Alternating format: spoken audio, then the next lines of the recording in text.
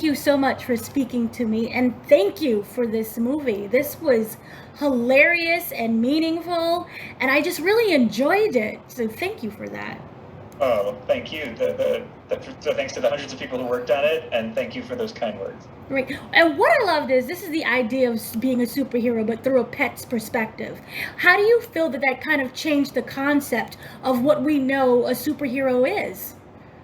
It's a good question. Yeah, I mean, we tried to. There have been so many superhero things, many of them awesome, and we're huge fans. So with this one, we just tried to go, how specific can we be? What would it be like for a pet to be a superhero? And pets, what do they care about? Some just want to be wild. Some want to have an owner. Some want to feel love. Some are anxious that what happens if they lose their owner. So we just tried to get into the minds of pets and what some of their concerns would be, and what would happen if they got superpowers.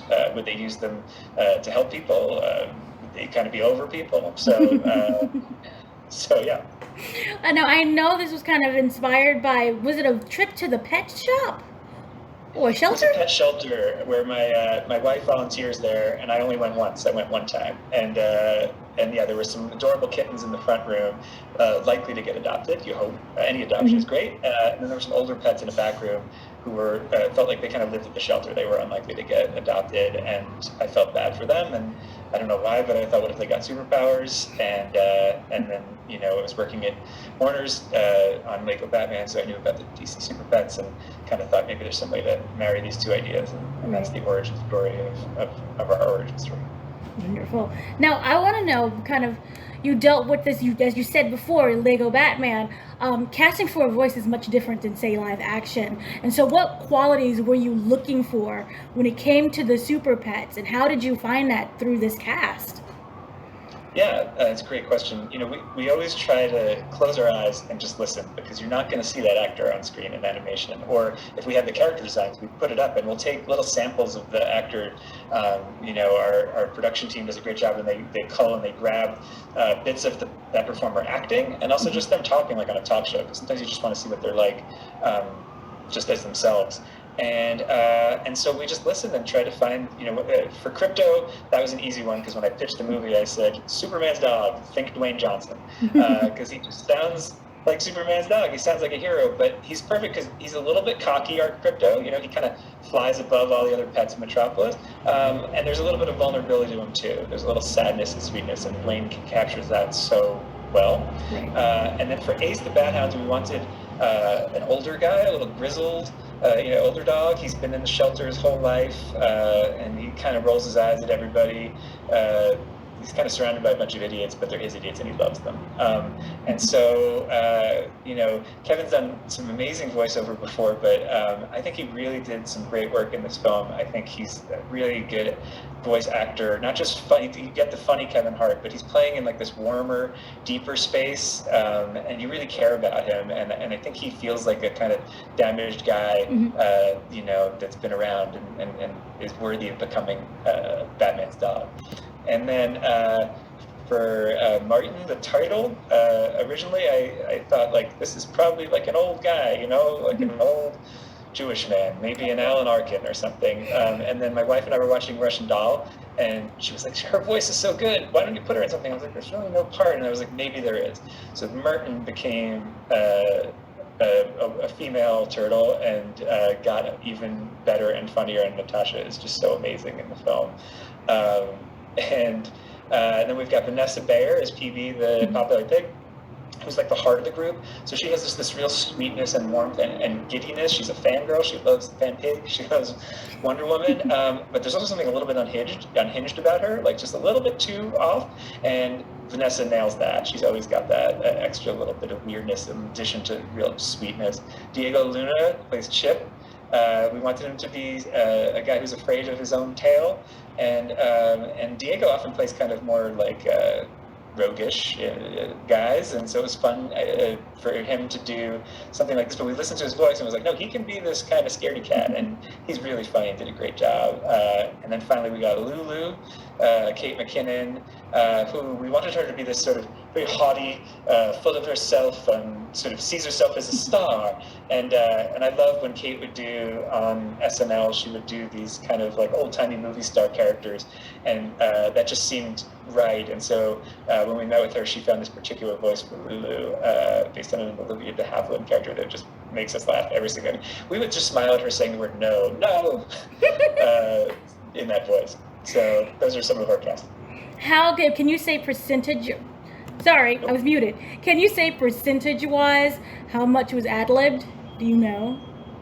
I don't know a percentage, but I mean, we love improv. So, we always get it as it is scripted just in case, but always encourage it.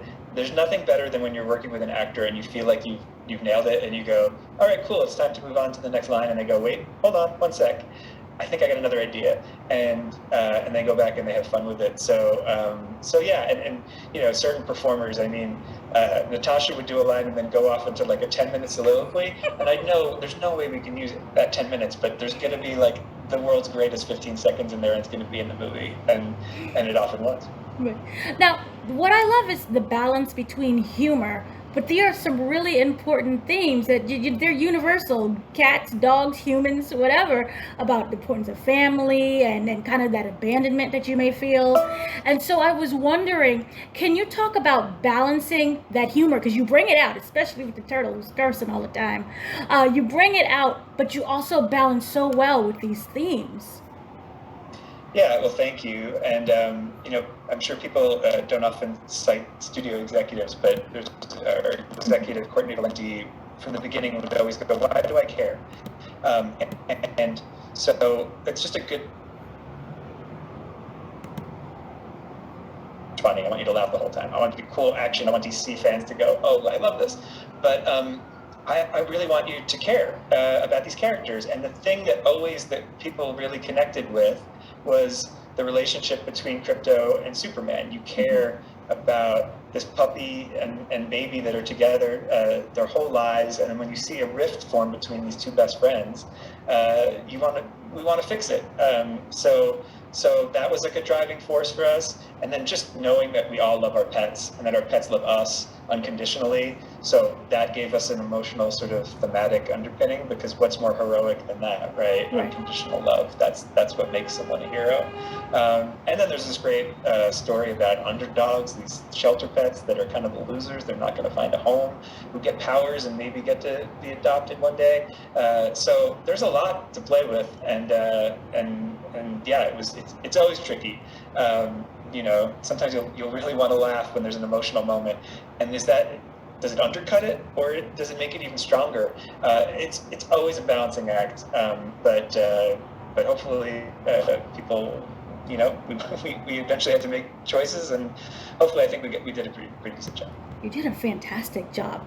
Krypto has kind of been around for a while now, so I was wondering, was there any kind of homage or inspiration from the past that you wanted to bring into the present? Yeah, I mean, we went back and we looked at all the old comics, and he's appeared in cartoon series as well, and it's a great character. And so we wanted to sort of honor that and also do our own thing at the same time. And so, hopefully there's elements that you'll catch from, stuff that you love for all of our characters and for our whole world that comes from stuff that you've seen, and then it's our own little twist on it as well. Now, without spoiling, there is an after credit scene. Was that always the intent? Yeah, I think when Dwayne came on the movie, I think it might have been his idea that it would be fun to combine universes in that way, and I think he was absolutely right, and people loved it. Okay, and probably not a fair question. Oh, I can't hear you. Oh, can you hear me now? Oh, can you hear me now? I can hear you. You can hear me. Can you Yes. all hear Dana? Can you hear me? I cannot. You cannot? Wait, oh dear. Wait, can you hear me now? Now we can, yeah. Sorry, I don't know what happened. I was just kind of wondering, kind of unfair question, but who would you say kind of, not inspired you, but you love the most? You love their character growth the most of the pets? Oh, that's interesting. I know it's like they say, can't pick your favorite child. But in terms of character growth, that's funny, because often I'll say like Merton makes me laugh, But in terms of character growth, that's a good question. I think for character growth, I got to go with Krypto. I think Krypto has the biggest journey in the movie because he learns that lesson that I was talking about before. You know, he learns to be that it's okay. Like he was so super before, but he learns to be more of a that it's great to be a dog, and that's kind of powerful in itself, and that power that dogs have is unconditional love. So I think that journey that he goes on, thanks to the friendship he makes with Ace and the others, I think that's my favorite journey. And one that I want to remind myself of too. Be a little more selfless. Very nice. And if they could face any villain, the Super Pets could face any villain in the DC universe, who would you have them face? Oh man. Well, I picked Lulu.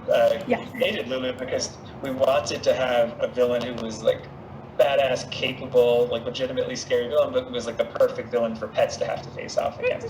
And they're dealing with the same thematic stuff. You know, she's dealing with her own ownership issues with Lex Luthor. So I'd say that's why we picked her as opposed to somebody else. But yeah, I don't know. I'm trying to think who else would be fun. Maybe it'd be fun to see Bizarro. It'd be fun. I know there's been a Bizarro Krypto. That would be fun. That would be interesting indeed. Thank you so much for speaking with me. Again, I love the movie. I look forward to other people seeing it as well. Awesome. Thank you so much. Thank you.